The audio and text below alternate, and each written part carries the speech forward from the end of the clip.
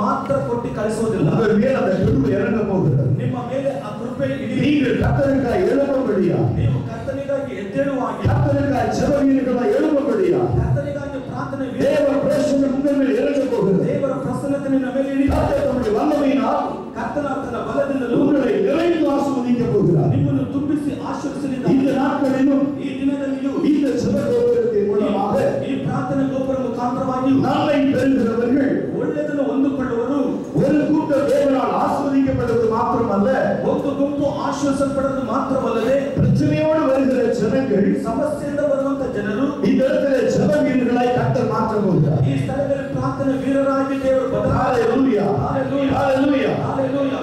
இந்த நாளிலே நாம் வந்திருக்கிற நோக்கம், ಈ ದಿನದಲ್ಲಿ ನಾವು ಬಂದಿರುವಂತ ದೃಷ್ಟಿ, ஒரு சுகமளிக்கிற கூட்டத்தை நாம் ஏற்படுத்தி இருக்கிறோம். ಒಂದು ಚಿಕ್ಕ ಒಂದು ಗುಂಪನ್ನು ನಾವು ಸಿದ್ಧ ಮಾಡಿದ್ದೇವೆ. ஆனால் இன்றைக்கு ஆவிக்குரிய வாழ்க்கையிலே ಆದರೆ ಇಂದು ಪವಿತ್ರಾತ್ಮ ಜೀವಿತದಲ್ಲಿ நீ எதை இழந்திருந்தாலும் சரி, ನೀನು ಯಾವುದು ಕಳೆದುಕೊಂಡಿದ್ದರೂ உன் வாழ்க்கையில் எத்தனை போராட்டங்களை சந்தித்தாலும் சரி, ನಿನ್ನ ಜೀವನದಲ್ಲಿ ಎಷ್ಟೇ ಹೋರಾಟಗಳು ಸಂಧಿಸಿದರೂ தேவனுடைய திட்டம் உன் வாழ்க்கையில் அனாதி தீர்மானத்தின்படி நடக்க போகிறது. ದೇವರ ಚಿತ್ತದ ಪ್ರಕಾರ ಅನಾದಿ ತೀರ್ಮಾನದ ಪ್ರಕಾರ ಅದು ನೆರವೇರುತ್ತದೆ. இன்னைக்கு நான் உங்களை சுகமாக்குவதை விட ಇಂದು ನಿಮ್ಮನ್ನು ಸುಖ ಹೊಂದಿಸುವ ಕಾರಣ நீங்கள் போய் மற்றவர்களை சுகமாக்குவது எப்படி என்று சொல்லி கொடுக்க போகிறேன். ನೀವು ಹೋಗಿ ಬೇರೆಯವರ ಸುಖ ಹೊಂದುವುದು ಹೇಗೆ ಎಂದು ನಾನು ಹೇಳಿಕೊಡ್ತೇನೆ.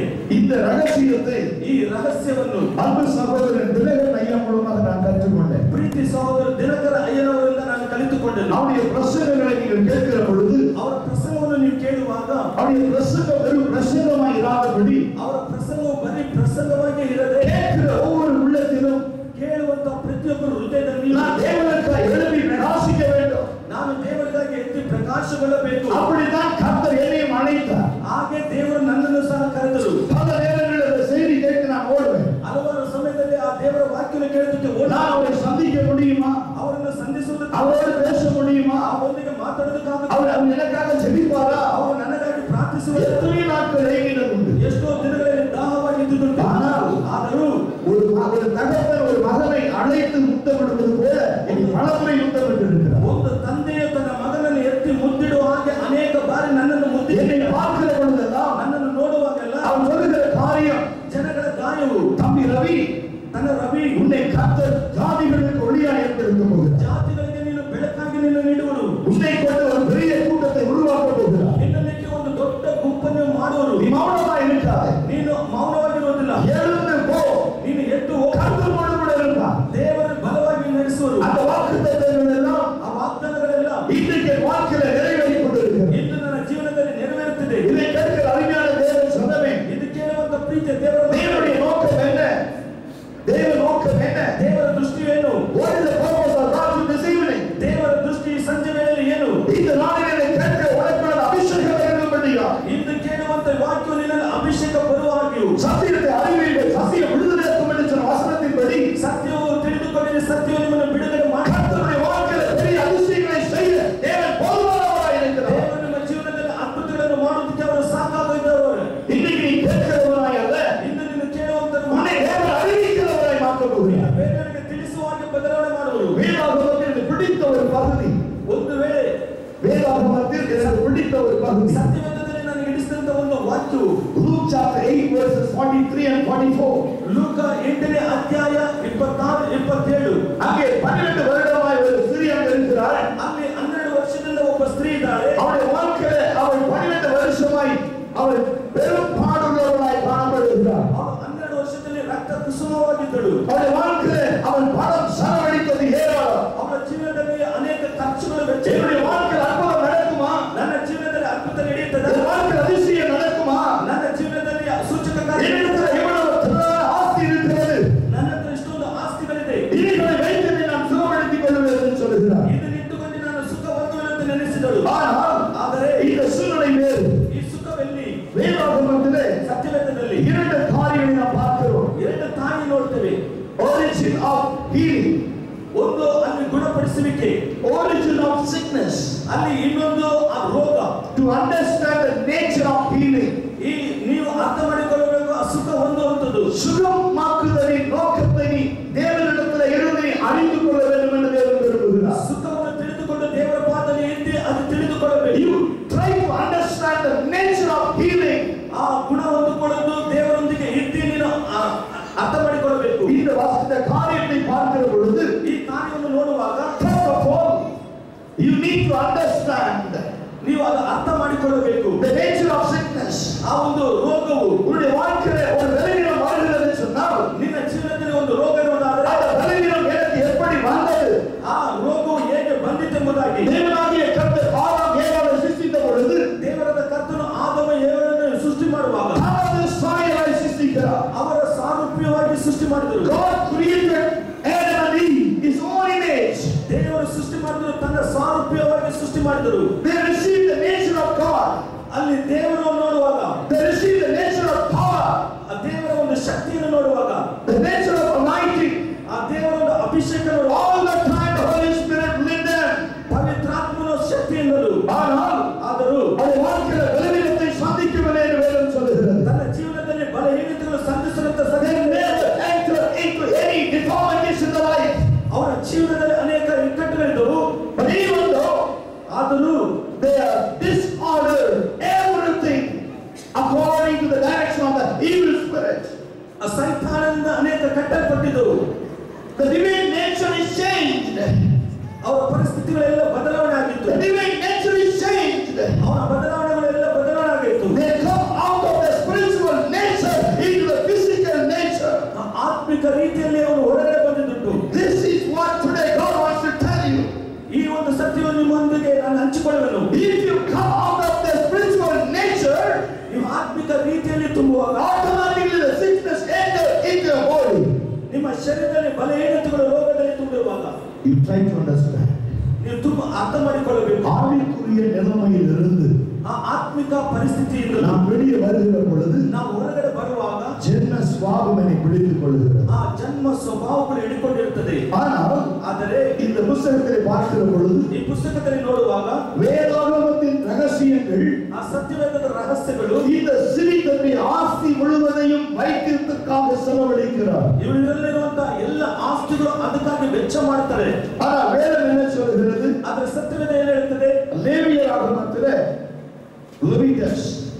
லேவியராகம புத்தகம் ಯಾಜಕಕಾಂಡ ಪುಸ್ತಕದಲ್ಲಿ 15ஆம் அதிகாரம் 15ನೇ ಅಧ್ಯಾಯ 19 தொடங்கி 19ರಿಂದಲೂ 30 வசனங்களை வாசித்து பார்ப்பீர்களானால் 30 ವಾಕ್ಯವನ್ನು ಓದುವವರೆಗೂ வேதம் சொல்கிறது ಸತ್ಯವೇದ ಹೇಳ್ತದೆ the hemorrhage had made her ceremonially unclean for 12 years. வேதாகம முறைமையின்படி ஆசாரியத்துவின்படி அவள் பெரும்பாடுள்ளவளாய் இருக்கிறபடியினால் 12 வருஷம் அவள் அசுத்தமாய் வாழ்ந்து கொண்டிருக்கிறார். ಆ ಯಾಜಕರ ಪದ್ಧತಿ ಪ್ರಕಾರವಾಗಿ ಅವಳು 12 ವರ್ಷವು ಅವಳು ಒಂದು ಮುಟ್ಟಾಗಿದ್ದಂತವಾಗಿದ್ದಳು. Because of her ceremonially unclean, she is not able to receive any good things into her life. எந்த ஒரு நல்ல கிரியைகளையும் அவள் பெற்றுக்கொள்ள முடியாததற்கு காரணம் ಅವಳುக்குள் இருந்த ಅಸುದ್ಧமான ஒரு காரியம். ಯಾವೊಂದು ಒಳ್ಳೆ ಕ್ರಿಯೆಗಳನ್ನು ಅವಳು ಹೊಂದಿಕೊಳ್ಳಕ್ಕಾಗದ ಕಾರಣ ಅವಳ ಒಳಗಡೆ ಇರುವಂತಹ ಅಶುದ್ಧ ಕಾರ್ಯಗಳು ನಿಮಿತ್ತವಾಗಿ. But she had suffered a great deal under the care of many doctors. ಅನೇಕ ಮರುத்துவர்கள் ಅನೇಕ ವೈದ್ಯರಿಂದ ಅವரை குணமாக்க வேண்டும் என்று ಆ ವೈದ್ಯ ರೋಗದ ಗುಣಹೊಂದಬೇಕೆಂದಾಗಿ நிறைய பணத்தை எடுத்துக்கொண்டார்கள். ಹಣವು ಅಧಿಕವಾಗಿ ತೆಗೆದುಕೊಂಡರು. ஆனால் ಅವರ வாழ்க்கையில சுகமில்லை. ಆದರೆ ಅವಳ ಜೀವನದಲ್ಲಿ ಸುಖವಿಲ್ಲ. ஒவ்வொரு நாளும் டாக்டர் மேல் நம்பிக்கை வைத்து ஓடுகிறார். ಪ್ರತಿ ದಿನವೂ ವೈದ್ಯರಿಂದ ನಂಬಿಕೆ ಇಟ್ಟು ಓಡ್ತಾಳೆ. ಆ வாழ்க்கையில என்ன நடந்தது? ಅವಳ ಜೀವಿತದಲ್ಲಿ ಏನು ನಡೆಯಿತು? அவள் யோசித்தாள். ಅವಳು ಯೋಚಿಸಿದರು, just touch the cloth of Jesus Christ. ಯೇಸು ಕ್ರಿಸ್ತುವಿನ ವಸ್ತ್ರத்தை ತೊಡುವೆನಾಗಿಲ್ ಸುಖಮಾವೆನು. ಯೇಸುವಿನ ವಸ್ತ್ರವನ್ನು ಮುಟ್ಟಿದ ಕೂಡಲೇ ನಾನು ಸ್ವಸ್ಥವಾದೆನು ಅಂದುಕೊಂಡಳು. இந்த எண்ணம் எப்பொழுது வந்தது? ಈ ಆಲೋಚನೆ ಯಾವಾಗ ಬಂದಿತು? டாக்டர்கள் எல்லாரும் கைவிட்டு விட்டார்கள். ವೈದ್ಯರೆಲ್ಲರೂ ಕೈಬಿಟ್ಟರು. இனி எனக்கு மருத்துவத்தில் எனக்கு சுகம் கிடைக்காது. காரணம் அவள் ஆஸ்தி முழுவதையும் இழந்து விட்டார். ಇನ್ನು ಮುಂದೆ ವೈದ್ಯರಿಂದ ನಾನು ಸುಖ ಹೊಂದುವುದಕ್ಕಾಗುವುದಿಲ್ಲ. ஒருவேளை இன்னும் கொஞ்சம் பணம் இருந்திருந்தா வேறு டாக்டர்ஸ் பார்த்து ಒಂದು ವೇಳೆ ಇನ್ನೂ ಸ್ವಲ್ಪ ಹಣ ಇದ್ದರೆ ಬೇರೆ ವೈದ್ಯರನ್ನು ನೋಡ್ತಾ ಇದ್ದಳು. ಆದರೆ இந்த இயேசு அழைக்கிறார் ஸ்தாபனத்திலே, ಯೇಸು ಕರೆತಂದ ಈ ಸಂಸ್ಥೆಯಲ್ಲಿ நான் புதியவன் அல்ல, ನಾನು ಹೊಸಬನಲ್ಲ. கிட்டத்தட்ட 20 வருஷமா இயேசு அழைக்கிறாரோடு இணைந்து நான் ஊழியம் செய்கிறேன். ಸುಮಾರು 20 ವರ್ಷವೂ ಯೇಸು ಕರೆತ ಸಂಸ್ಥೆಯಲ್ಲಿ ಸೇರಿ ನಾನು ಸೇವೆ ಮಾಡ್ತಾ ಇದ್ದೇನೆ. ஒரு முறை நான் அங்க கவுன்சிலிங்ல உட்கார்ந்தேன். ಒಂದು ಬಾರಿ ನಾನು ಆ ಆ ಒಂದು ಕೌನ್ಸಿಲಿಂಗ್ ಅಲ್ಲಿ ஒருமுறை நான் ஹீலிங் சென்டர்ல உட்கார்ந்தேன். ಒಂದು ಬಾರಿ ನಾನು ಹೀಲಿಂಗ್ ಸೆಂಟರ್ ಅಲ್ಲಿ ಕುಳಿತಿದ್ದೆನು. பல சுகமடைகிற கூட்டத்தில் தேவன் பிரசங்கிக்க தேவன் ಅನುಮತಿ கொடுத்தார். ಅನೇಕ ಗುಣಪಡಿಸುವಂತ ಆರಾಧನಾ ಕೂಟದಲ್ಲಿ ಪಾಲ್ಗೊಳ್ಳುವುದಕ್ಕೆ ದೇವರು ಸಹಾಯ ಮಾಡಿದರು. வருகிற ஜனங்களை பார்க்கிற பொழுது ಬರುವಂತ ಜನರನ್ನು ನೋಡುವಾಗ டாக்டர்கள் கைவிட்டு விட்டார்கள். ವೈದ್ಯರು ಕೈಬಿಟ್ಟರು. சொந்த ஜனங்கள் கைவிட்டு விட்டார்கள். ಸ್ವಂತ ಜನರು ಕೈಬಿಟ್ಟರು. இனி எங்கள் வாழ்க்கையில பிழைப்பதற்கு ஏதுவில்லை. ಇನ್ನು ನನ್ನ ಜೀವನದಲ್ಲಿ ಮುಂದುವರಿಯೋದಕ್ಕೆ ಯಾವುದೂ ಇಲ್ಲ. என்ன செய்வோம் என்று சொல்லி ಏನು ಮಾಡಬೇಕಿಂತ ஜனங்கள் கடந்து வருகிற பொழுது ಜನಗಳು ಬರುವಾಗ இயேசு கிறிஸ்துவின் மனதுருக்கம் அவர்கள் மேல் இறங்குகிறதை நான் பார்த்திருக்கிறேன். ಯೇಸು ಅವರ ಕನಿಕರವು ಅವರ ಮೇಲೆ ಹಿಡಿಯುವುದು ನಾನು ನೋಡಿದ್ದೇನೆ. அந்த ஜனங்கள் சுகமாகி கடந்து போவதை நான் ಆ பார்த்திருக்கிறேன். ಜನರು ಗುಣಹೊಂದಿ ಹೋಗುವುದು ನಾನು ನೋಡಿದ್ದೇನೆ. பலமுறை நான் யோசித்ததுண்டு. ನಾನು ಹಾಗೆ ಆಲೋಚನೆ ಮಾಡಿದುಂಟು. ஏன் இவர்கள் முதலாவது தேவனை தேடக்கூடாது? ಏಕೆ ಇವರು ಮೊದಲನೇದಾಗಿ ದೇವರನ್ನು ಹುಡುಕಬಾರದು? எல்லாரும் கைவிட்ட பிறகு இங்கு வருகிறார்களே.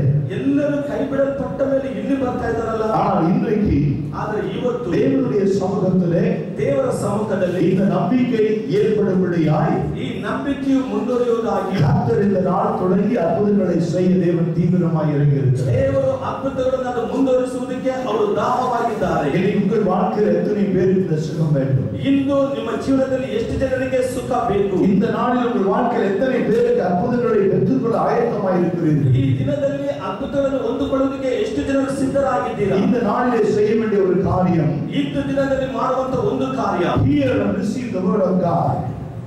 தேவனுடைய வார்த்தையை கேட்கவும் ದೇವರ ವಾಕ್ಯವನ್ನು ಕೇಳುವುದು, அதை பெற்றுக்கொள்ளவும் நீங்கள் ஆயத்தமாய் இருக்க வேண்டும். ಅದನ್ನು ಹೊಂದಿಕೊಳ್ಳುವುದಕ್ಕೂ ನೀವು ಸಿದ್ಧರಾಗಿರಬೇಕು. ಎರಡನೇದಾಗಿ hear and share the word of God. கேட்பதும் அதை மற்றவர்களோடு பகிர்ந்து கொள்ளவும் நீங்கள் ஆயத்தமாய் இருக்க வேண்டும். ಕೇಳುವುದಕ್ಕೂ ಮತ್ತೊಬ್ಬರಿಗೆ ಹೇಳುವುದಕ್ಕೂ ಅದಕ್ಕೆ ಸಿದ್ಧರಾಗಿರಬೇಕು. மூன்றாவது காரியம், ಮೂರನೇದ ಕಾರ್ಯ, hear and obey the word of God. கேட்பதும் அதற்கு கீழ்ப்படிய வேண்டும் என்று வேதம் சொல்கிறது. ಕೇಳುವುದು ಮತ್ತು ಅದಕ್ಕೆ ವಿಧೇಯರಾಗಿರಬೇಕೆಂದು ಸತ್ಯವೇದ ಹೇಳುತ್ತದೆ. இந்த நாளில் தேவனுடைய சமூகத்திலே காத்திருக்கிற உனக்குள்ளே ಈ ದಿನದಲ್ಲಿ ದೇವರ ಸಮ್ಮುಖದಲ್ಲಿ ಕಾದಿರುವ ನಿಮ್ಮೊಳಗೆ தேவ பலன் இறங்கி வர வேண்டும். ದೇವರ ಬಲವು ಇಳಿದು ಬರಬೇಕು. தேவனோடு இணைந்து ದೇವರ ಜೊತೆಗೆ ಇದ್ದು இந்த நாளிலும் கர்த்தர் கொடுத்த பெரிய கிருபைகளை நான் இழந்து விடக்கூடாது. ಈ ದಿನದಲ್ಲಿ ದೇವರು ಕೊಡುವಂತ ದೊಡ್ಡ ಕೃಪೆಗಳನ್ನು ನಾವು ಕಳೆದುಕೊಳ್ಳಬಾರದು. இன்றைக்கும் கர்த்தரை கொண்டு பெரிய காரியம் செய்யும்படியாய் ಇಂದು ದೇವರನ್ನು ನೆಟ್ಟಿ ದೊಡ್ಡ ಕಾರ್ಯಗಳನ್ನು ಮಾಡುವಾಗಿಯೂ தேவனுடைய கையில் கொடுத்திருக்கிற கனமான ஊழியத்தை செய்ய நான் ஒப்புக் கொடுக்கிறேன் என்று இருதயத்தில் சொல்ல வேண்டும். ದೇವರು ನನ್ನ ಕೈಯಲ್ಲಿ ಕೊಟ್ಟಿರುವಂತ ಆ ಸೇವೆಯನ್ನು ಬಲವಾಗಿ ಹಿಡಿದುಕೊಂಡು ತನ್ನ ಹೃದಯದಲ್ಲಿ ಇಟ್ಟುಕೊಂಡು ಅದು ಹೇಳಬೇಕು. This is what the Bible says in different manner. வேதாகமம் வித்தியாசமாய் இதை நமக்கு கற்றுக் கொடுக்கிறது. ಸತ್ಯವೇದ ವಾಕ್ಯವು ನಮಗೆ ಇದು ವ್ಯತ್ಯಾಸವಾಗಿ ಹೇಳಿಕೊಡುತ್ತದೆ. Many times I used to teach the healing prayers in triangle direction. Triangle முக்கோண வடிவத்தில்.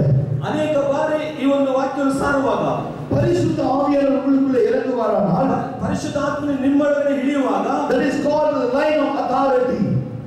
Line of authority. அதிகாரத்துக்கு உட்பட்ட ஒரு வரிசை. ಅಧಿಕಾರವನ್ನು ಹೊಂದಿಕೊಂಡಂತ ಒಂದು ಸಾಲು. இது எப்படி கடந்து வரும்? ಇದು ಹೇಗೆ ಸೇರಿ பரிசுத்த ஆவியானவர் ಪರಿಶುದ್ಧ ಆತ್ಮನು உங்களுடைய ஆவியோடு இணைய தேவன் சித்தமுள்ளவராய் இருக்கிறார். ನಿಮ್ಮ ಆತ್ಮದಲ್ಲಿ ಇಳಿಯುವುದಕ್ಕೆ ಅವರು ಸಿದ್ಧರಾಗಿದ್ದಾರೆ. ಎರಡನೇದಾಗಿ வேதம் தெளிவாய் சொல்கிறது, ದೇವರ ಕ್ರಿಯೆಯಲ್ಲಿ ಹೇಳುತ್ತದೆ, He, the Holy Spirit, united in your soul.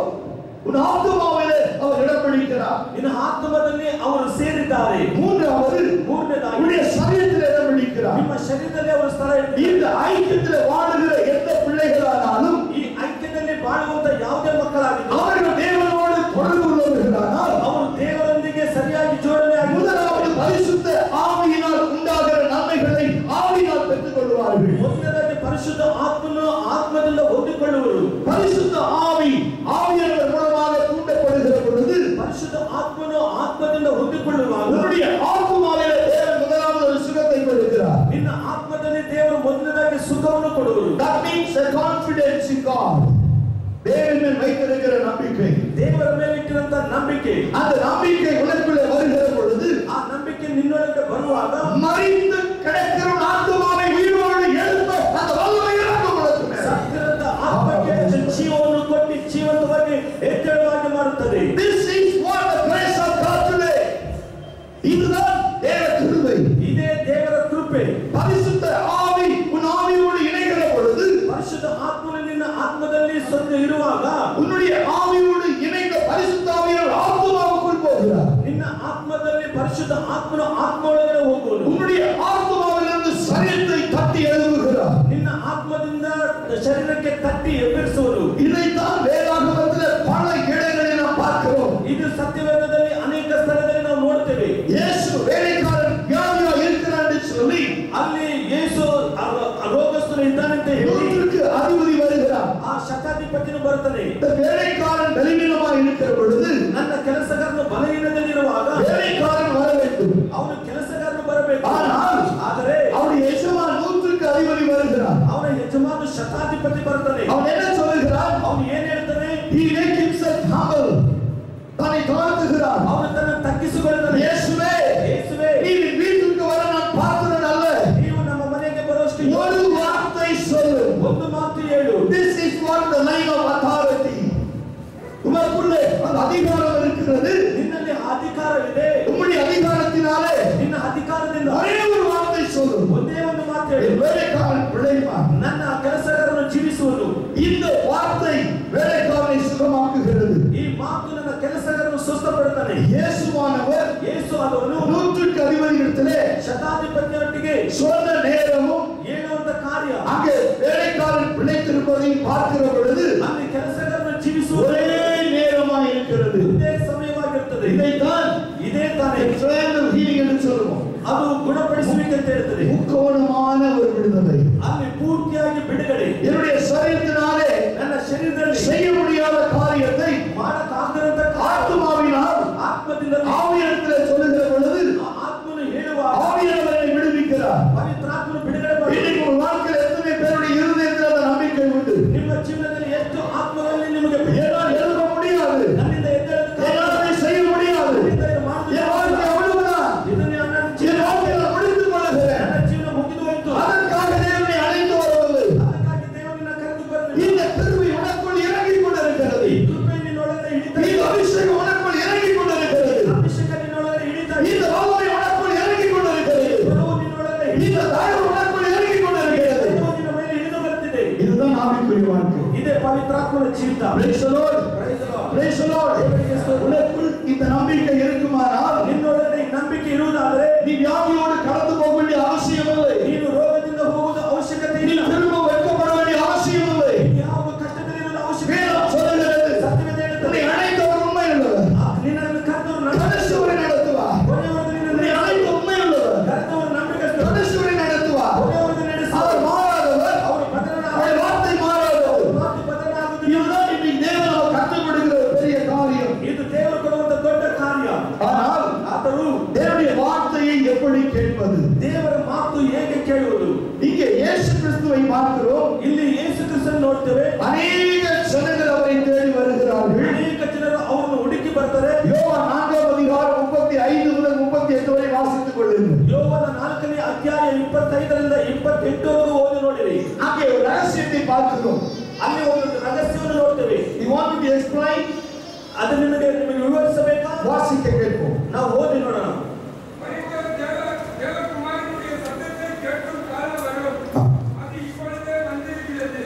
அதை கேட்கிறவர்கள் பிழைப்பார்கள். அதை கேட்கிறவர்கள் பிழைப்பார்கள் என்று சொல்லுங்கள். ಅದು ಕೇಳುವರು ಜೀವಿಸುವರು. ஹalleluya, ಹಲ್ಲೆಲೂಯಾ, ஹalleluya. ಹಲ್ಲೆಲೂಯಾ. இதை எவ்வளவு பேர் விசுவாசிக்கிறோம்?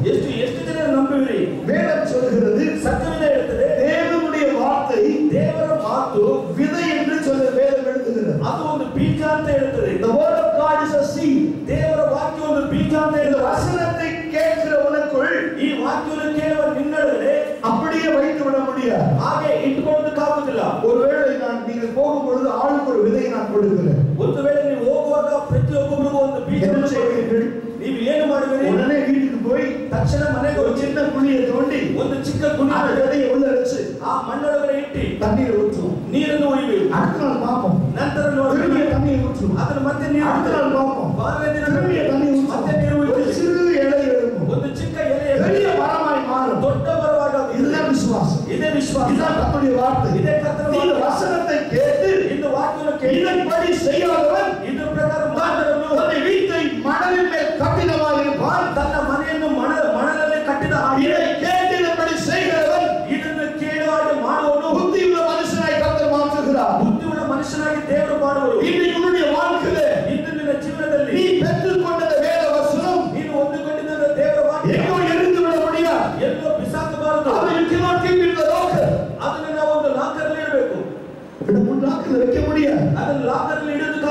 என்ன செய்யணும்?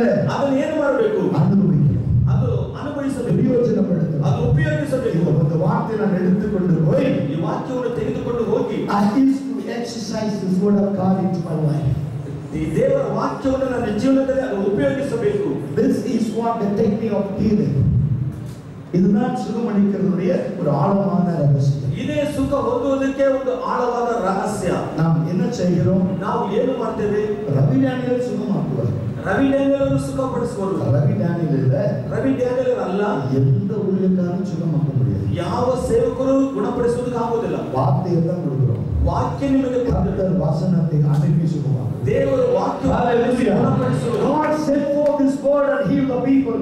ದೇವರ ವಾಕ್ಯವನ್ನು ಕಳಿಸಿ ಗುಣಪಡಿಸುವರು. தேவன் தம்முடைய வார்த்தையை அனுப்பி உன்னை சுகமாக்குகிறார். ದೇವರು ತನ್ನ ವಾಕ್ಯವನ್ನು ಕಳಿಸಿ ನಿಮ್ಮನ್ನು ಗುಣಪಡಿಸುವರು. உனக்கு நேராக தேவ வசனம் கடந்து வருகிற பொழுது ನಿಮಗೆ ನೇರವಾಗಿ ದೇವರ ವಾಕ್ಯ ಬರುವಾಗ இந்த வசனத்தை வாங்கிக் கொண்டு ಈ ವಾಕ್ಯವನ್ನು ತೆಗೆದುಕೊಂಡು நீ வீட்டிலே போய் ನೀವು ಮನೆಗೆ ಹೋಗಿ இந்த காரியங்கள் கர்த்தர் என்னோடு பேசி இருக்கிறார். ಈ ಕಾರ್ಯಗಳಿಂದ ದೇವರು ನನ್ನೊಟ್ಟಿಗೆ ಮಾತಾಡಿದ್ದಾರೆ. இந்த வசனமாகிய விதையை என் வாழ்க்கையில் நான் நடப்போகிறேன். ಈ ವಾಕ್ಯ ಎಂಬಂತ ಬೀಜವನ್ನು ನನ್ನ ಜೀವನದಲ್ಲಿ ನಾನು ಬಿತ್ತುತ್ತೇನೆ. விசுவாசத்தோடு இந்த காரியங்களை நான் செயல்படுத்த போகிறேன். ವಿಶ್ವಾಸದಿಂದ ಕಾರ್ಯಗಳನ್ನು ನಾನು ಮುಂದುವರಿಸುತ್ತೇನೆ. இந்த விசுவாச விதையானது முளைத்து எழும்பட்டும்.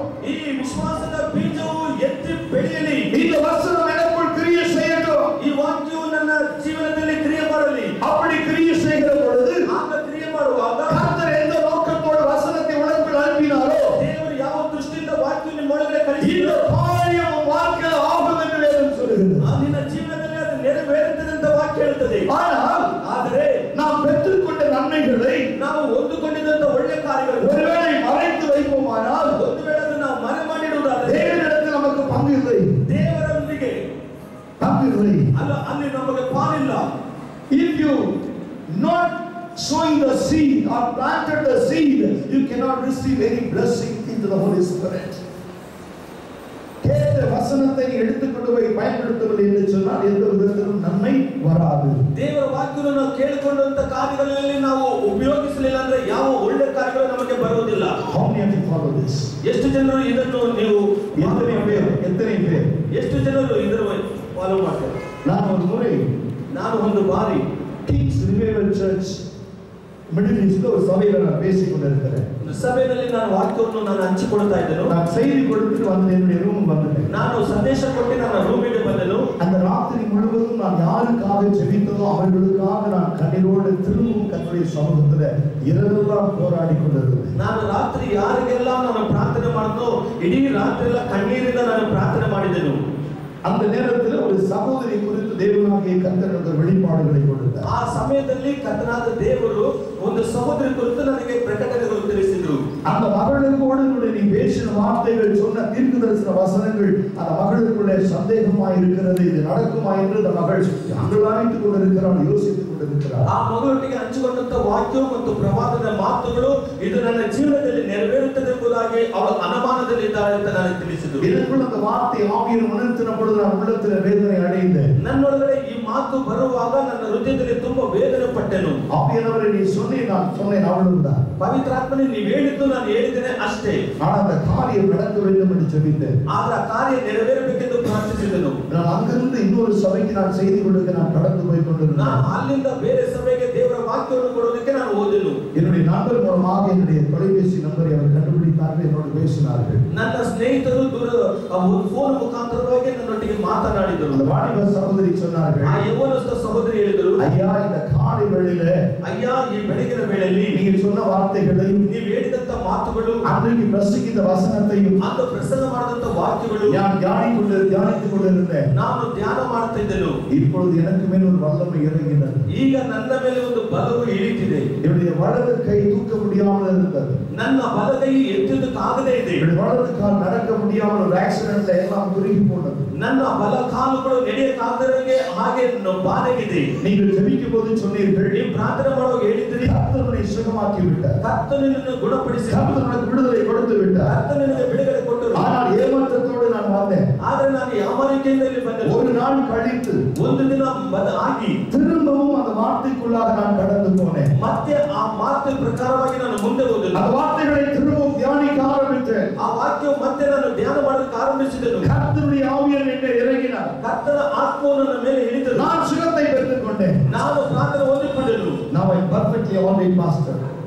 ನಾನು ಈಗ ನಾನು ಪೂರ್ತಿಯಾಗಿ ಗುಣ ಹೊಂದಿದ್ದೇನೆ ಪಾಸ್ಟರ್. என் சந்தோஷத்துக்கு அளவே இல்லை. ನನ್ನ ಸಂತೋಷಕ್ಕೆ ಅಳತೆಯೇ ಇಲ್ಲ. பல நேரங்களில் நாம் என்ன நினைக்கிறோம்? ಹಲವಾರು ಸಮಯದಲ್ಲಿ ನಾವು ಏನು ನೆನೆಸುತ್ತೇವೆ? ஜெபித்த உடனே அற்புதம் நடக்க வேண்டும். ಪ್ರಾರ್ಥನೆ ಮಾಡಿದ ಕೂಡಲೇ ಅದ್ಭುತ ನಡೆಯಬೇಕು. பிசாசுகள் அலறி ஓட வேண்டும். ಸೈತಾನನು ಕಿರ್ಚಿ ಓಡಬೇಕು. வெள்ளிசூனிய மந்திரங்கள் உடைக்கப்பட வேண்டும். ಮನುಷ್ಯನ ಮಂತ್ರಗಳು ಒಡೆಯಲ್ಪಡಬೇಕು. இந்த நிலைமையில் பல நேரங்களில் நாம் ஜெபித்துக் கொண்டிருக்கிறோம். ಈ ಪರಿಸ್ಥಿತಿಯಲ್ಲಿ ಅನೇಕ ಬಾರಿ ನಾವು ಪ್ರಾರ್ಥಿಸುತ್ತೇವೆ. எந்த நிமிஷத்தில் கர்த்தருடைய வார்த்தை உனக்குள் இறங்குகிறதோ, ಯಾವ ಸಮಯದಲ್ಲಿ ದೇವರ ವಾಕ್ಯವು ನಿನ್ನನ್ನು அந்த நிமிஷத்திலே கர்த்தர் உன்னை தொட ஆரம்பித்து விட்டார். ಆ ನಿಮಿಷದಲ್ಲಿ ದೇವರು ನಿಮ್ಮನ್ನು ಮುಟ್ಟುವುದಕ್ಕೆ உன் ಆರಂಭಿಸಿದರು. வாழ்க்கையில் அற்புதங்கள் நடக்க ஆரம்பித்தது. ನಿನ್ನ ಜೀವನದಲ್ಲಿ ಅದ್ಭುತಗಳು ನಡೆಯುವುದಕ್ಕೆ ಆರಂಭಿಸಿತು. உன்னுடைய இருதயத்திலே விசுவாசத்தினாலே நீ அந்த வார்த்தைகளை திரும்ப திரும்ப தேவனிடத்திலே கேள்.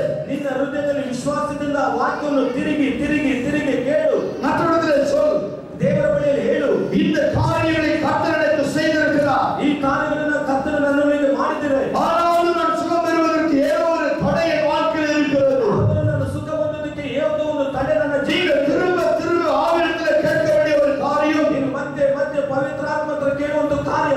நீர் வெளிப்படுத்தாமல் தானாக எந்த காரியத்தையும் தீர்க்கதரிசிகள் சொல்ல முடியாது. ನೀವು ತಿಳಿಸದೇ ಇದ್ದರೆ ಯಾವ ಪ್ರವಾದಿಗಳು ಹೇಳುವುದಕ್ಕೆ ಸಾಧ್ಯವಿಲ್ಲ. ஊழியக்காரர்கள் அதை செய்ய முடியாது. ಸೇವಕರು ಸಹ ಅದು ಮಾಡುವುದಕ್ಕಾಗುವುದಿಲ್ಲ. ஆனால் அப்படி ஒரு காரியத்தை செய்ய என் தேவன் தீர்மானித்த பொழுது, ಆದರೆ ದೇವರೇ ಇಂಥ ಒಂದು ಕಾರ್ಯವನ್ನು ಮಾಡೋದಕ್ಕೆ ನೀವು ತೀರ್ಮಾನ நான் சுகம் அடையாதபடிக்கு, ನಾನು ಗುಣ ಹೊಂದದೆ ಕಾರಣ, நான் ஜெயம் பெறாதபடிக்கு, ನಾನು ಜಯ ಹೊಂದದೆ ಕಾರಣ, வாழ்க்கையில் முன்னேற்றத்துக்கு வரக்கூடாதபடிக்கு, ನನ್ನ ಜೀವನದಲ್ಲಿ ಮುಂದೆ ಬರ್ದೇ ಇರುವಂತ என் வாழ்க்கையில் தடையாக இருக்கிற காரியம் என்ன? ನನ್ನ ಜೀವನದಲ್ಲಿ ತಡೆಯಾಗಿರುವಂತಹ ಕಾರ್ಯ ಏನು? ஒருவேளை அதை வெளிப்படுத்துவீரானால், ಒಂದು ವೇಳೆ ಇದು ನೀವು ತಿಳಿಸುವುದಾದರೆ அந்த தடைகளை மாற்றும், ಆ ತಡೆಗಳನ್ನು ಬದಲಾವಣೆ அந்த ಮಾಡು. தடைகளை எடுத்து போடு. ಆ ತಡೆಗಳನ್ನು ತೆಗೆದುಹಾಕು. என் வாழ்க்கையில் சுகம் கடந்து வரட்டும், ನನ್ನ ಜೀವನದಲ್ಲಿ ಸುಖ ಬರಲಿ, நான் அதை காண வேண்டும் என்று சொல்லி ನಾನು ಇದನ್ನು ಹೊಂದಿಕೊಳ್ಳಬೇಕೆಂದು ಹೇಳಿ நீங்கள் ஜெபிக்கிற பொழுது, ನೀವು ಪ್ರಾರ್ಥನೆ ಮಾಡುವಾಗ தேவனாகிய கர்த்தர் அதிசயம் செய்ய தேவன் போதுமானவராய் இருக்கிறார். ದೇವರ ಕರ್ತನು ನಿಮಗೆ ಅದ್ಭುತ ಮಾಡೋದಕ್ಕೆ ಅವರು ಬಲವುಳ್ಳವರಾಗಿದ್ದಾರೆ. ஒவ்வொரு சூழ்நிலைகளிலும் ಒಂದೊಂದು ಪರಿಸ್ಥಿತಿಗಳಲ್ಲಿ இயேசு கிறிஸ்து ಯೇಸು ಕ್ರಿಸ್ತನು அவர்கள் விசுவாசத்தின்படி, ಅವರ ವಿಶ್ವಾಸಗಳ ಪ್ರಕಾರ அவர்கள் எதிர்பார்ப்பின்படி ಅವರು ಎದುರುನೋಡಿಕೆ ವಿಷಯ தேவன் காரியங்களை வாய்க்க செய்கிறார். ದೇವರು ಕಾರ್ಯಗಳನ್ನು ಜಯ ಮಾಡುವರು. கர்மாவியற்ற ஒரு மனிதன், ಒಂದು ಕಣ್ಣು ಕಾಣದಂತ ಮನುಷ್ಯನು அவன் தெருவிலே பிச்சை எடுத்துக் கொண்டிருக்கிறார். ಆ ಒಂದು ದಾರಿಯಲ್ಲಿ ಭಿಕ್ಷೆ ಬೇಡ. அவருடைய சிந்தனைகள் எல்லாம் ಆದ್ರೆ ಅವನ ಚಿಂತನೆಗಳೆಲ್ಲ தன்னுடைய வயிற்று பிளவுக்கு காரியம் நடக்குதோ இல்லவோ தெரியாது. ತನ್ನ ಹೊಟ್ಟೆ ಪಾಡಗಾಗಿ ಅವನು ಮಾಡ್ತಾನೋ ಇಲ್ಲವೋ ಗೊತ್ತಿಲ್ಲ. ஆனால் ಆದರೆ நடக்கிற சம்பவங்களை கூர்மையாய் கவனித்துக் கொண்டிருக்கிறான். ಆ ನಡೆಯುವಂತ ಆ ಸಂಭವಗಳೆಲ್ಲ ಅವನು ತುಂಬಾ ಗಮನವಿಟ್ಟು அந்த ಕೇಳ್ತಾನೆ. வழியாக இயேசு வருகிறார் என்று சொல்லி அறிந்த உடனே, ಆ ದಾರಿಯಲ್ಲಿ ಯೇಸು ಬರ್ತಾರೆ ಅಂತ ಕೇಳಿದ ಕೂಡಲೇ உங்களைப் போல என்னைப் போல அவர் வெறுமையாய் இயேசு என்று சொல்லவில்லை. ನಿಮ್ಮ ಹಾಗೆ ನಮ್ಮ ಹಾಗೆ ಯೇಸುವಿನ ಬಳಿಯಲ್ಲಿ ಹೇಳಲಿಲ್ಲ. இயேசு கிறிஸ்துவின் அன்பின் ஆழம், அகலம், உயரம், நீளம் அதை அறிந்து கொள்கிறார். ಯೇಸುವಿನ ಆಳವು ಅಗಲವು ಉದ್ದವು ಎಲ್ಲವನ್ನೂ ಅವನು ತಿಳಿದುಕೊಳ್ಳುವುದು. இன்னைக்கு உன்னுடைய வாழ்க்கையில இயேசு கிறிஸ்து யார் என்று நீ அறிந்து வைத்திருக்கிறார். ಇಂದಿನ ಜೀವನದಲ್ಲಿ ಯೇಸು ಕ್ರಿಸ್ತನು ಯಾರೆಂದು ನೀನು ತಿಳಿದುಕೊಂಡು, ஆனால் அந்த கற்பார்வையற்ற மனிதன் ಆದ್ರೆ ಅವನ ಕಣ್ಣಿಲ್ಲದಂತ ಮನುಷ್ಯನು ஜன சந்தடி அதிகமாய் கேட்கிற பொழுது, ಆ ಜನದ ಗುಂಪು ಅಧಿಕ ಶಬ್ದ ಕೇಳುವಾಗ இவன் தான் இருதயத்திலே அறிந்து கொண்ட இயேசுதான் வருகிறார் என்று இருதயத்திலே தீர்மானித்தவனாய், கண்கள் பார்வை இல்லாத பொழுதும் தன் இருதயத்தின் ஆழத்திலே இருந்து அவர் மேல் வைத்த நம்பிக்கையிலே, இயேசுவே தாவீதின் குமாரனே எனக்கு இரங்கும் என்று கேட்கிறார். ತನ್ನ ಹೃದಯದಲ್ಲಿರುವಂತ ಆ ಒಂದು ಯೇಸುವೇ ಇಲ್ಲಿ ಬಂದಿದ್ದಾನೆ ಅಂತ ತಿಳಿದುಕೊಂಡು, ಈ ಯೇಸುವೇ ನನ್ನನ್ನು ಕನಿಕರ ತೋರೆಂದು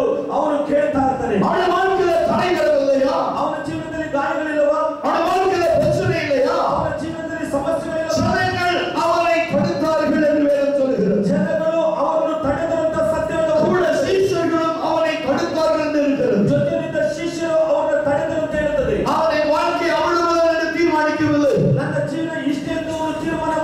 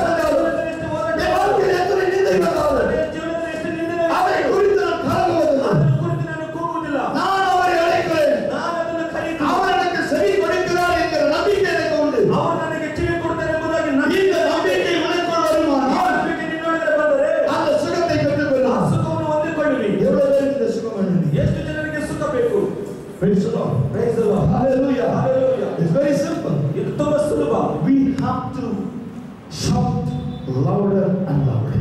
ದೇವರನ್ನು ಶಬ್ದವಾಗಿ ಕೂಗಬೇಕು. We have to increase our balance.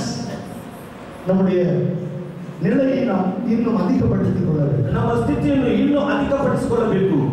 எந்த சூழ்நிலையிலும் ಯಾವ ಸ್ಥಿತಿಯಲ್ಲಿಯೂ அவனை கைவிட மாட்டார். ನಮ್ಮನ್ನು ಕೈ ಬಿಡುವುದಿಲ್ಲ. அவனை கைவிட மாட்டார். ಅವರು ನಮ್ಮನ್ನು ಕೈ ಬಿಡುವುದಿಲ್ಲ. என்னை அழைத்தவர், ನನ್ನನ್ನು ಕರೆದವರು, உண்மையுள்ளவர், ನಂಬಿಕಸ್ಥರು, வாக்குத்தத்தம் பண்ணினவர், ವಾಗ್ದಾನವನ್ನು ಮಾಡಿದವರು, வாக்கு மாறாதவர். ವಾಗ್ದಾನ ಬದಲಾವಣೆ ಮಾಡುವುದಿಲ್ಲ. சில காரியங்களை சொல்லிக் கொடுக்கிறேன். ಕೆಲವು ಕಾರ್ಯಗಳು ಹೇಳಿದರೆ இங்கே 2 காரியங்களை நாம் பார்க்க. முதலாவது, ಇಲ್ಲಿ 2 ಕಾರ್ಯಗಳು ನೋಡ್ತೇವೆ. மலாகியா 3:6 நீங்கள் திரும்பிக் கொள்ளுங்கள். ಮಲಾಕಿಯ 3:16 ತಿರುಗಿಸಿಕೊಳ್ಳಿರಿ. தேவனாக கர்த்தர் அவரே தன்னை குறித்து சொல்லுகிற ஒரு வார்த்தை. ದೇವರ ಕರ್ತನು ಅವರ ಕುರಿತು ಹೇಳುವಂತ ಕಾರ್ಯ, நான் கர்த்தர், நான் மாறாதவர். ನಾನು ಕರ್ತನು, ನಾನು ಬದಲಾವಣೆ ಆಗುವುದಿಲ್ಲ. நான் சொல்லல, ನಾನು ಹೇಳಲಿಲ್ಲ. நான் ಆರಾಧಿக்கிற தேவன் மாறாதவர் சொல்லல. ನಾನು ಆರಾಧಿಸುವ ದೇವರು ಬದಲಾವಣೆ ಆಗುವುದಿಲ್ಲ ಅಂತ ಹೇಳಿಲ್ಲ. இருக்கிறவராகவே இருக்கிறேன் என்று சொன்னவர், ಇದ್ದಾತನು ಇದ್ದಿದ್ದೇನೆ, ಹೀಗೆ ಇದ್ದೇನೆ ಅಂತ ಹೇಳುವತನು மலாகியா 3:6 சொல்லுகிறார். ಮಲಾಕಿ 3:6 ಹೇಳ್ತಾರೆ, I the Lord do not change. ನಾನು ದೇವರು ಬದಲಾವಣೆ ಆಗದಿರುವನು, நான் மாறாதவர். ನಾನು ಬದಲಾವಣೆ ಆಗುವುದಿಲ್ಲ. இரண்டாவது காரியம், ಎರಡನೇ ಕಾರ್ಯ, அது சொல்றாருங்க, Jesus is the same yesterday, today and forever. Yesu Hebrews 13:8. ಇಬ್ರು 13:8. 13:8. இரண்டாவது, ಎರಡನೇದಾಗಿ, because ಏಕೆಂದರೆ God never changes his word in his life. அவர் தம்முடைய வார்த்தையை மாற்றாமல் அப்படியே வைத்திருக்கிறார். ಅವರು ತನ್ನ ಮಾತನ್ನು ಬದಲಾವಣೆ ಆಗದೆ ಹಾಗೆ ಇರುವುದು. சங்கீதம் 89:34. ಕೀರ್ತನೆ 89:34. சங்கீதம் 119:89. ஆங்கிலத்தில் சொல்கிறேன். Psalms 89:34. 89:24. And Psalms 119 verses 89. 119:89. 119:29. இரண்டாவது, ಎರಡನೇದಾಗಿ, hear and share the word of God. கேட்கவும் அதை பகிர்ந்து கொடுக்கவும் நாம் ஆயத்தமாய் இருக்க வேண்டும். ಕೇಳುವುದಕ್ಕೂ ಮತ್ತೊಬ್ಬರಿಗೆ ಅದು ಕೊಡುವುದಕ್ಕೂ ನಾವು ಸಿದ್ಧರಾಗಿರಬೇಕು. ஆனால் இங்கே ಆದರೆ ಇಲ್ಲಿ ஒரு நாளும் நாம் கிறிஸ்துவுக்காக மறைத்து வைக்கவே முடியாத ஒன்று தேவனால் அனுப்பப்படுகிற அற்புத சுகம். ನಾವು ಒಂದು ದಿನ ಕೂಡ ಅದನ್ನು ಮರೆ ಮಾಡದೆ ದೇವರ ಸುಖವನ್ನು ಕಲಿಸಿಕೊಡುತ್ತದಾಗಿದೆ. இன்னைக்கு நாம் இந்த வேத வசனத்தை வாசிக்கிற பொழுது, ಇಂದು ಈ ವಾಕ್ಯವನ್ನು ಓದುವಾಗ 12 வருடமாய் 12 ವರ್ಷದಿಂದ பெரும்பாலுள்ள ஸ்திரீ ಆ ರಕ್ತ ಕುಸುಮ ರೋಗ தன்னுடைய ஆஸ்தி முழுவதையும் செலவழித்து விட்டாள். ತನ್ನ ಆಸ್ತಿ ಪೂರ್ತಿಯಾಗಿ ಖರ್ಚು ಮಾಡಿದಳು. இனி செலவழிக்க ஒன்றுமில்லை என்று அறிந்தவுடனே ಇನ್ನು ಖರ್ಚು ಮಾಡೋದಕ್ಕೆ ಏನೂ ಇಲ್ಲ ಅಂತ அவள் ತಿಳಿದು இயேசுவை காண விரும்புகிறாள். ಯೇಸುವನ್ನು ನೋಡೋದಕ್ಕೆ ಬಯಸುತ್ತಾಳೆ. இத்தனையோ ஒரு அழைப்பு வந்தது, ಎಷ್ಟೋ ಬಾರಿ ಕರೆಯುವಿಕೆ ಬಂದಿದೆ. ஆனால் அவள் இயேசுவை காண விரும்பவில்லை. ಆದರೆ ಯೇಸುವನ್ನು ಕಾಣೋದಕ್ಕೆ ಬಯಸಲಿಲ್ಲ. அவளிடத்தில் இருந்த ஆஸ்தி, ಅವಳಲ್ಲಿದ್ದಂತ ಆಸ್ತಿ, அந்த ஐஸ்வர்யம் கிறிஸ்துவுக்கு அவளுக்கும் நடுவே தடையாக இருந்தது. ಅವರ ಐಶ್ವರ್ಯವನ್ನು ಕ್ರಿಸ್ತನಿಗೂ ಮತ್ತು ಅವರಿಗೆ ಒಂದು ಮಧ್ಯಸ್ಥಿಗೆ ತಡೆಯಾಗಿತ್ತು. இப்பொழுது அந்த ஐஸ்வர்யம் எடுக்கப்பட்டிருக்கிறது. ಒಂದು ವೇಳೆ ಐಶ್ವರ್ಯವು ಕಳೆಯಲ್ಪಟ್ಟಂತ ನಂತರ இப்பொழுது இருதயத்தில் யோசிக்கிறார், ಈಗ ಹೃದಯದಲ್ಲಿ ಯೇಸುವನ್ನು ಪ್ರೀತಿಸ್ತಾನೆ. இனி என்னுடைய வாழ்க்கையிலே ಇನ್ನು ನನ್ನ ಜೀವನದಲ್ಲಿ இந்த அசுத்த வாழ்க்கையோடு நான் இருக்க முடியாது. ಈ ಅಶುದ್ಧ ಜೀವಿತದಲ್ಲಿ ನಾನು ಇರೋದಕ್ಕೆ ಸಾಧ್ಯವಿಲ್ಲ. நான் அசுத்தமான ஒரு ஸ்திரீ, ನಾನು ಅಶುದ್ಧವಾದ ಸ್ತ್ರೀ. எந்த ஒரு நல்ல காரியங்களுக்கும் சபைக்கு நான் போக முடியாது. ಯಾವ ಒಳ್ಳೆ ಕಾರ್ಯಗಳಿಗೂ ಸಭೆಗೂ ನಾನು ಹೋಗುವ பழைய ஏற்பாட்டு காலங்களில் ಹಳೆಯ ಒಡಂಬಡಿಕೆ ಕಾಲದಲ್ಲಿ பெண்களுக்கு ஏற்படுகிற வழிபாடு உண்டாகுமானால் ಆ ಸ್ತ್ರೀಯರಿಗೆ ಬರುವಂತಹ ಮುಟ್ಟು ಕಾರ್ಯಗಳಲ್ಲಿ அவர்கள் சபைக்குள்ளே நுழையக்கூடாது. ಅವರು ಸಭೆ ಒಳಗಡೆ ನುಗ್ಗಬಾರದು. Because they are ceremonially unclean. அவர்கள் அசுத்தம் உள்ளவர்கள். ಏಕೆಂದ್ರೆ ಅವರು ಅಶುದ್ಧರಾಗಿದ್ದರು. இவள் 12 வருஷமாய் ಇವರು 12 ವರ್ಷದಿಂದ தேவனுடைய சமூகத்திலே ದೇವರ ಸಮ್ಮುಖದಲ್ಲಿ அந்த அசுத்தத்தோடு வாழ்ந்து கொண்டிருக்கிறார். ಆ ಅಶುದ್ಧದಿಂದ ಜೀವಿಸ್ತಾ ಇದ್ದರು. எந்த நன்மையான காரியத்தையும் காண முடியவில்லை. ಯಾವ ಒಳ್ಳೆ ಕಾರ್ಯಗಳು ಅವರು ಕಾಣುತ್ತಿರಲಿಲ್ಲ. யாரோடும் கலந்து கொள்ள முடியவில்லை. ಯಾರೊಂದಿಗೆ ಅವರು ಸೇರುತ್ತಿರಲಿಲ್ಲ. தன்னை தானே இருதயத்திலே வேதனைப்படுத்திக் கொண்டிருக்கிறார். ಅದನ್ನು ತಾನೇ ಹೃದಯದಲ್ಲಿ ವೇದನೆ ஆனால் இயேசுவை குறித்து அறிந்த பொழுது ಯೇಸುವಿನ ಕುರಿತು ತಿಳಿದುಕೊಂಡ ಮೇಲೆ இயேசுவை காண ஓடுகிறார். ಯೇಸುವನ್ನು ಕಾಣುವುದಕ್ಕೆ ಓಡಿದ್ದಾರೆ. ஆனால் இயேசுவை அவ்வளவு எளிதாய் பார்க்க முடியவில்லை. ಆದರೆ ಯೇಸುವನ್ನು ದೂರದಿಂದ ನೋಡೋದಕ್ಕೆ ಸಾಧ್ಯವಿಲ್ಲ. ஆனால் இயேசு கிறிஸ்துவை காண முடியாதவள், ಆದರೆ ಯೇಸುವನ್ನು she ನೋಡೋಕ್ಕಾಗಲಿಲ್ಲ. never made her disappointed. அவர் ஏமாற்றம் அடையவில்லை. ಅವಳು ಯಾಮಾರಿಕೆ ಹೊಂದಿದಳು. அவர் ஏமாற்றம் அடையவில்லை. ಅವಳು ಯಾಮಾರಿಕೆ ಹೊಂದಲಿಲ್ಲ. இயேசுவோடு பேச முயற்சிக்கிறார். ಯೇಸುವಿಗೆ ಮಾತಾಡೋದಕ್ಕೆ ಬಯಸುತ್ತಾರೆ. பிரச்சனைகளை சொல்ல ಸಮಸ್ಯೆಗಳನ್ನು ಹೇಳಲಿಕ್ಕೆ ಬಯಸುತ್ತಾರೆ. இவன் எனக்கு வேண்டியதெல்லாம் அந்த இயேசுவிடத்திலிருந்து ஒரு சுகம். ನನಗೆ ಬೇಕಾದಲ್ಲ ಯೇಸುವಿನೊಂದಿಗೆ ಸುಖ. ஜனக்கூட்டம் மிகுதியாக இருந்தபடியினால் ಜನಗುಂಪು ಅಧಿಕವಾಗಿರುವುದು இவனால் இயேசுவை நெருங்க முடியவில்லை. ಇವರಿಂದ ಯೇಸುವಿನ ಹತ್ತಿರ ಹೋಗೋದಕ್ಕಾಗಲಿಲ್ಲ. என்ன நடக்கிறது? ಏನು ನಡೆಯುತ್ತದೆ? வேதாகமத்தில் ஹீப்ரு ಬೈಬಲ್ ಅಲ್ಲಿ இயேசுவின் பின்னாக வருகிறார். ಯೇಸುವಿನ ಹಿಂದೆಗಡೆ ಹೋಗ್ತಾ ಇದ್ದಾರೆ. அவருடைய வஸ்திரத்தின் தொங்கலை கொடுக்கிறார். ಅವರ ವಸ್ತ್ರವನ್ನು ಒಂದು ಗೊಂಡೆಯನ್ನು ಮುಟ್ಟುತ್ತಾರೆ. ಆದರೆ அவளுக்குள்ள இருந்த விசுவாசம், ಅವಳ ಒಳಗಡೆ ಇರುವಂತ ವಿಶ್ವಾಸ, என்னுடைய வாழ்க்கையிலே ನನ್ನ ಜೀವನದಲ್ಲಿ நடைபெறுகிற அற்புதத்தை ನಡೆಯುವಂತ ಈ ಅದ್ಭುತವನ್ನು யாராலும் தடை செய்ய முடியாது. ಯಾರಿಂದ ತಡೆ ಮಾಡುವುದು? இயேசுவோடு பேச முடியவில்லை. ಯೇಸುವಿನಿಂದ ಮಾತಾಡುವುದಕ್ಕೆ ಆದರೆ இயேசு கொடுக்கிற சுகத்தை என்னால் பெற முடியும். ಯೇಸು ಕೊಡುವಂತ ಸುಖವನ್ನು ನಾನು இன்னைக்கு உங்களுடைய வாழ்க்கையிலே ಇದು ನಿಮ್ಮ ಜೀವನದಲ್ಲಿ எத்தனை தடைகள் இருந்தாலும் சரி, ಎಷ್ಟು ತಡೆಗಳಿದ್ದರೂ எத்தனை தடுமாற்றங்கள் இருந்தாலும் சரி, ಎಷ್ಟು ಹೋರಾಟಗಳಿದ್ದರೂ நான் இயேசுவோடு பேசுவதற்கு, ನಾನು ಯೇಸುವಿನೊಂದಿಗೆ ಮಾತಾಡುವುದಕ್ಕೆ, அவர் என்னோடு பேசுவதற்கு ಅವರು ನನ್ನೊಂದಿಗೆ தடை ಮಾತಾಡ இருக்கிறார். ತಡೆ ಇರಬಹುದು. ஆனால் ಆದರೆ அவருடைய சுகம் ಅವರ ಸುಖ எனக்கு கிடைக்க ನನಗೆ ஒரு தடையும் இல்லை. ಒಂದು ತಡೆ ಇಲ್ಲ, ஒரு தடையும் இல்லை. ತಡೆ ಇಲ್ಲ. இப்பொழுது ಈಗ அந்த இயேசு ಆ ಯೇಸು என்னோடு இணைப்படுவார். ನನ್ನೊಂದಿಗೆ ಒಂದುವರು என் ஜெபத்தை கேட்பார். ನನ್ನ ಪ್ರಾರ್ಥನೆ ಕೇಳಿ என் விண்ணப்பத்திற்கு பதில் கொடுப்பார். நான் கேட்பதை அவனுக்கு தருவார். ನಾನು ಕೇಳೋದು இந்த நம்பிக்கை இருதயத்திலே இருக்கிறது. ನಂಬಿಕೆ ನನ್ನ ಹೃದಯದಲ್ಲಿ ಇದೆ. ஆகையால் ಅದಕ್ಕೋಸ್ಕರ இந்த மாலை வேளையிலே இதை கேட்கிற அருமையான தேவ ஜனமே, ಕೇಳುವಂತ ದೇವರು உன் வாழ்க்கையில் அற்புதங்களை செய்ய தேவன் போதுமானவராக இருக்கிறார். ಜೀವಿತದಲ್ಲಿ ಅದ್ಭುತಗಳನ್ನು ಮಾಡುವುದಕ್ಕೆ ದೇವರು ಸಾಕಾಗಿದ್ದಾರೆ. உனக்கு இயேசுவோடு பேச சந்தர்ப்பம் இல்லை. ಇದರಲ್ಲಿ ಯೇಸುವೊಂದಿಗೆ ಮಾತಾಡೋದಕ್ಕೆ ಸಂದರ್ಭ ಇಲ್ಲ. அவனும் பரிசுத்தவான் நாம் இல்லை. ಅವರಾಗಿ ನಾವು ಪರಿಶುದ್ಧರಾಗಿಲ್ಲ. ஆனால் ಆದರೆ அவன் உனக்கு வெளிப்பாடுகள் கொடுக்க முடியாது. ಅವರು ನಿಮಗೆ ಪ್ರಕಟಣೆ ஆனால் ಆದರೆ இயேசு மாறாதவர். ಯೇಸು ಬದಲಾವಣೆ ಆಗುವುದಿಲ್ಲ. அவருடைய வார்த்தை மாறாதது. ಅವರ ಮಾತು ಬದಲಾವಣೆ அந்த வார்த்தையினாலே ಅವರ ಮಾತಿನ நீ சகலத்தையும் சுதந்தரிக்க ಇದು ಸಕಲವನ್ನು ಸುಖ தேவனாகிய கர்த்தர் இன்னைக்கு போதுமானவராக இருக்கிறார். ದೇವರ ಕರ್ತನು ನಿನಗೆ ಸಾಕಾದ ದೇವರಾಗಿದ್ದಾನೆ. Hallelujah. Hallelujah. Hallelujah. Hallelujah. Shout hallelujah. Hallelujah. Right now. ಈಗಲೇ You can receive the miracle right now. ಈಗ ದೇವರ ಶಕ್ತಿಯಿಂದ ನೀನು ಅದ್ಭುತವನ್ನು This is the time of receiving the miracle of God. ಈ ಸಮಯದಲ್ಲಿ ದೇವರ ಶಕ್ತಿಯನ್ನು ಹೊಂದಿಕೊಳ್ಳುವ ಸಮಯದಲ್ಲಿ You are not an ordinary person. ನೀವು ಯಾವುದೇ ಒಂದು ಕಷ್ಟದಲ್ಲಿದ್ದರೂ ಸರಿ, Because you are chosen by God. ಏಕೆಂದರೆ ನನ್ನ ದೇವರು He called you. ಅವರು ಪರಿಶುದ್ಧರು. What is wonderful, listen. ಅವರು ಪರಿಶುದ್ಧಾತ್ಮ ನಿಮ್ಮನ್ನು இந்த நாளிலே கர்த்தர் உன்னோடு இடைப்படவும், ಈ ಸತ್ಯ ವೇಳೆಯಲ್ಲಿ ದೇವರು உன்னை ನಿಮ್ಮನ್ನು சுகமாக்கவும், ನಿನ್ನನ್ನು ಗುಣಪಡಿಸುವುದು அந்த தேவன் போதுமானவராக இருக்கிறார். ದೇವರು ಸಾಕಾಗಿದ್ದಾರೆ. Hallelujah. Hallelujah. ஒவ்வொரு நாளும் தேவ சமூகத்திலே போராடின உனக்கு ಪ್ರತಿ ದಿನವೂ ದೇವರ ಪಾದದಲ್ಲಿ ಹೋರಾಡುವ ನಿನಗೆ இன்னைக்கு உன்னை சுகமாக்கவும், ಇಂದು ನಿನ್ನನ್ನು ಗುಣಪಡಿಸುವುದು, இன்னைக்கு உன்னை விடுவிக்கவும் ಇಂದು ನಿನ್ನ ಬಿಡುಗಡೆ ಮಾಡುವುದಕ್ಕೂ அந்த தேவன் போதுமானவராக இருக்கிறார். ದೇವರು ಸಾಕಾಗಿದ್ದಾರೆ. The triangle healing, முக்கோண வடிவ அற்புதம், ಆ ಮೂರು ಕೋಣದ ಒಂದು ಅದ್ಭುತಗಳು பல நேரங்களில் ಹಲವಾರು ಸಮಯದಲ್ಲಿ பரிசுத்த ஆவி, ಪರಿಶುದ್ಧ ಆತ್ಮನು, என்னுடைய ஆவி, ನನ್ನ ಆತ್ಮವು, என்னுடைய ஆத்மா, ನನ್ನ ಶರೀರವು, என் சரீரம், ನನ್ನ ಶರೀರವು அதைத்தான் ಅದೇ ತರ லைன் ஆஃப் அத்தாரிட்டி என்று சொல்லுவோம். லைன் ஆஃப் அத்தாரிட்டி, அதிகாரம், வரிசையின் அதிகாரம். ಅದು ಅಧಿಕಾರವು பல நேரங்களில் ಹಲವಾರು ಸಮಯ விசுவாச நிலையை தலைகளாய் மாற்றி விடுவார். ಸೈತಾನನ ಕಾರ್ಯಗಳ உங்க ತಲೆಕೆಳಗಾಗಿ வாழ்க்கையில பரிசுத்த ஆவியோடு எங்கே இருக்கிறார் என்று பார்க்கிற பொழுது ನಿಮ್ಮ ಜೀವನದಲ್ಲಿ ಪರಿಶುದ್ಧಾತ್ಮನು ஏதோ ஒரு இடத்துல இருப்பார். ಯಾವುದೋ ಒಂದು ಸ್ಥಳದಲ್ಲಿ ஆனால் உங்க வாழ்க்கையில அதிகமாய் பரிசுத்த ஆவியோடு இடைப்படுகிற காரியம் அங்கே மாம்சமாய் இருக்கும். ಆದರೆ ನಿಮ್ಮ ಜೀವನದಲ್ಲಿ ಪರಿಶುದ್ಧ ಆತ್ಮನು ಅಧಿಕಾರವಾಗಿ ಒಂದು In your flesh, in contact with the Holy Spirit, you cannot receive anything.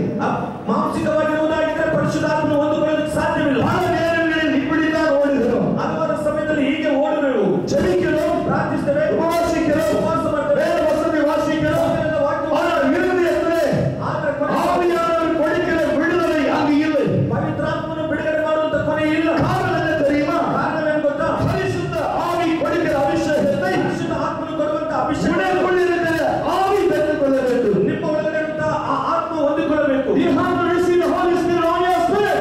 ಪರಿಶುದ್ಧ ಆತ್ಮನು ಹೊಂದಿಕೊಳ್ಳಬೇಕು. But all the time we receive by flesh, மாம்சத்திலே பெற்றுக்கொள்கிறோம். ಆದರೆ ನಾವು ಮಾಂಸದಲ್ಲಿ ಹೊಂದಿಕೊಳ್ತೇವೆ. வேதம் தெளிவாய் சொல்லுகிறது, ಸತ್ಯವೇದ ತಿಳಿವಾಗಿ மாம்சத்தில் பிறப்பதெல்லாம் மாம்சமாய் இருக்கும். ಮಾಂಸದಲ್ಲಿ ಹೊಂದಿಕೊಳ್ಳೋದೆಲ್ಲ ಅದು ಮಾಂಸವಾಗಿ, ஆனால் ஆவியில் பிறப்பது ஆவியாய் இருக்கும். ಆದರೆ ಆತ್ಮದಿಂದ ಹೊಂದಿಕೊಳ್ಳೋದು ಆತ್ಮ. ஆனால் இன்றைக்கு தேவன் உனக்கு கொடுக்கிற கிருபையை நீ மாம்சத்திலே பெறாமல் ஆவியிலே பெற்றுக்கொள். ಆದರೆ ದೇವರು ಈ ದಿನ ಕೊಡುವಂತ ಕೃಪೆಯು ಮಾಂಸದಲ್ಲಿ ಹೊಂದಿಕೊಳ್ಳದೆ ನೀನು ಪವಿತ್ರ ಆತ್ಮದಲ್ಲಿ ಹೊಂದಿಕೋ. ஹல்லேலூயா. ಹಾಲೆಲೂಯಾ. இந்த ரகசியத்தை இன்னும் சற்று ஆழமாய் சொல்லிக் கொடுக்க ಈ ஆசைப்படுகிறேன். ರಹಸ್ಯವನ್ನು ಇನ್ನೂ ಆಳವಾಗಿ ಹೇಳಲಿಕ್ಕೆ ನಾನು ಬಯಸುತ್ತೇನೆ.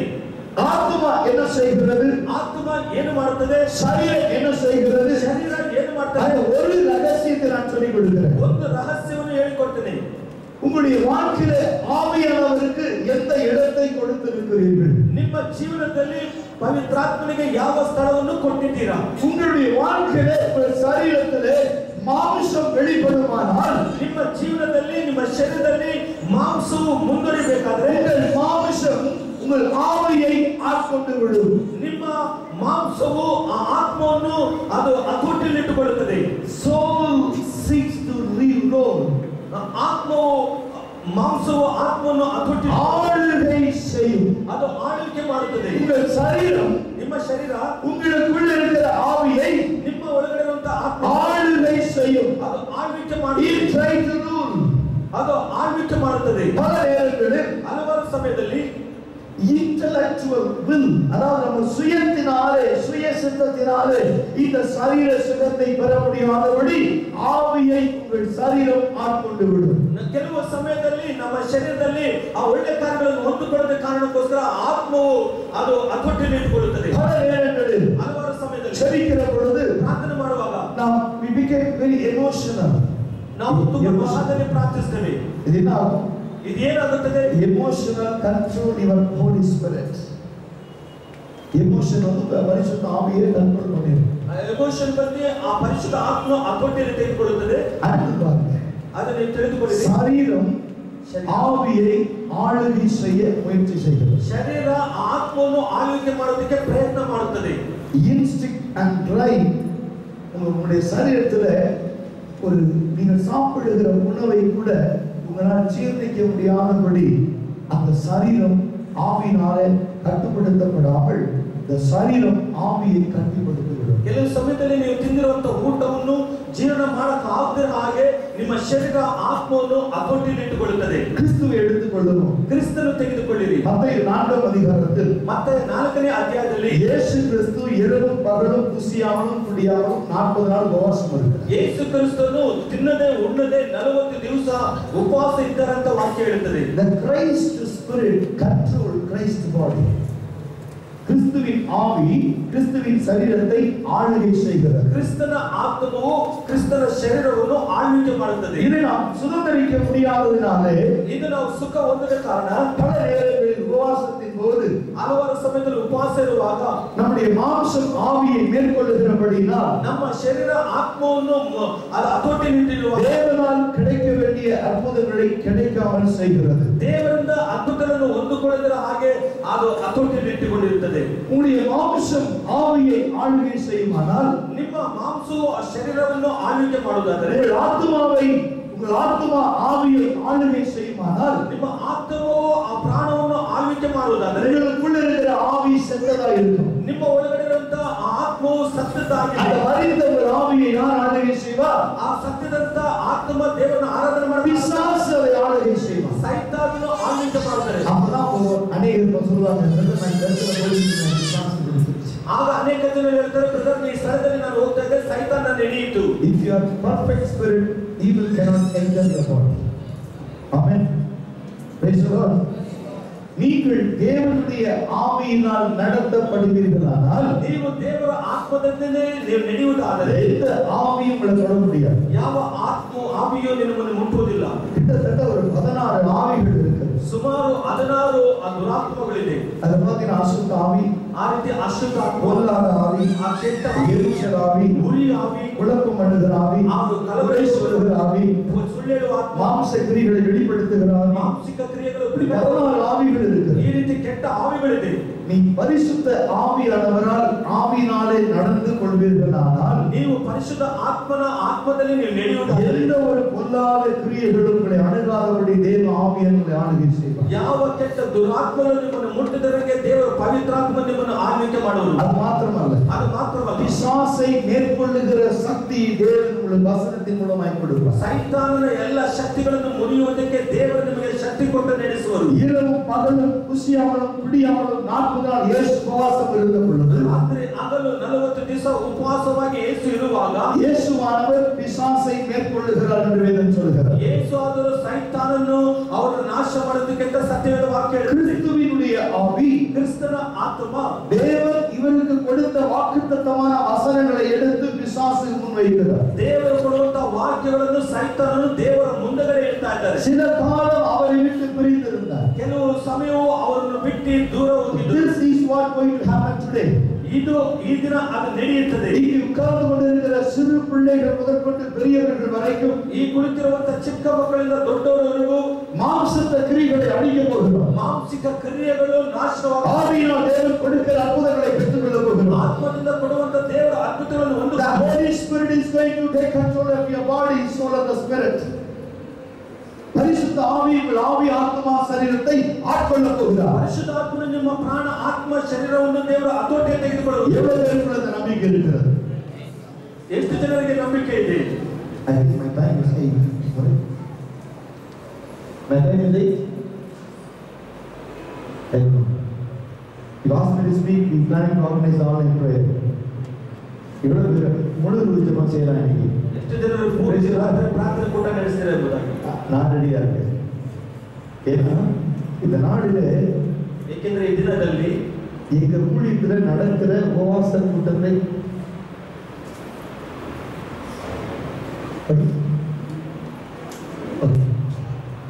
இது 5 நிமிஷம் ஆகுது. ಒಂದು 5 ನಿಮಿಷಗಳು Praise the Lord. ದೇವರಿಗೆ We ಸ್ತೋತ್ರ. are going to encourage. We are going to encourage. சுதந்திரிக்க போகிறோம். ஆசீர்வாதத்தை சுதந்திரிக்க போகிறோம். ಆಶೀರ್ವಾದವನ್ನು ನಾವು ಹೊಂದಿಕೊಳ್ಳುತ್ತೇವೆ. சுகத்தை சுதந்திரிக்க போகிறோம். ಸುಖವನ್ನು ಸ್ವತಂತ್ರ ಮಾಡಿಕೊಳ್ಳುತ್ತೇವೆ. காலையில 5 மணி 6 மணிக்கு ஒரு கூட்டம். ಬೆಳಿಗ್ಗೆ சபையில ನಮ್ಮ ಸಭೆಯಲ್ಲಿ ಬೆಳಿಗ್ಗೆ 6 ಗಂಟೆಗೆ ಒಂದು ಕೂಟ.